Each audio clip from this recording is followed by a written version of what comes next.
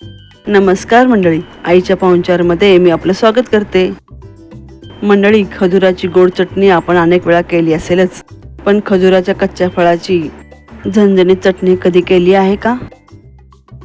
चला तर मग आज आपण खजुराच्या फळाची चटपटीत आणि झणझणीत अशी चटणी करूया. चटणी करण्यासाठी साधारण 15 ते 20 खजुराची फळं स्वच्छ धुवून त्यातील बिया काढून चिरून घ्यायची. मंडळी, खजुराचे फळ गोड आणि तुरट असते. मंडळी, चटणी करण्यामागचं गुपित असं की मी खजुराची फळ खाण्यासाठी आणली खरी, पण ती गोडीला कमी आणि चवीला जास्तच तुरट होती. मग काय, आवळ्याप्रमाणे ही खजुराची चटणी करायची ठरवले. आवळा ही चवीला तुरटच असतो. मंडळी, खरं सांगू का, ही चटणी चवीला अतिशय छान झाली.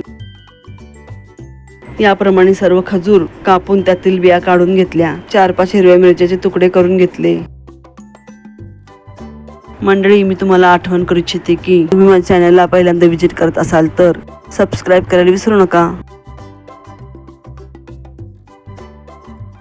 1 इंच आल्याच्या तुकड्याचे छोटे छोटे काप करून घेतले.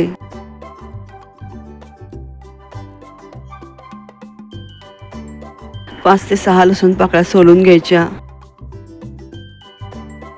मिक्सर जारमध्ये चिरलेला खजूर, मिरच्या, आलं, लसूण घालायचे. धुवून कोथिंबीर घालायची. पाव चमचा भाजलेल्या जिऱ्याची पूड घालायची किंवा जिरे घालायचे. चवीनुसार मीठ घालायचे. अर्धा लिंबाचा रस घालायचा किंवा 1 चमचा लिंबाचा रस घालायचा.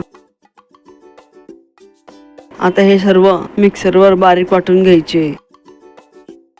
चटपटीत व झणझणीत खजुराच्या कच्च्या फळाची चटणी तयार आहे. ही चटणी भाकरी बरोबर किंवा भात आमटी बरोबर खाण्यात छान लागते. मंडळी, तुम्हाला ही रेसिपी आवडल्यास लाईक, शेअर, कमेंट आणि सबस्क्राईब करायला विसरू नका. मंडळी, पुन्हा भेटू एका नवीन रेसिपीसह. तोपर्यंत मस्त खा आणि स्वस्त रहा. धन्यवाद.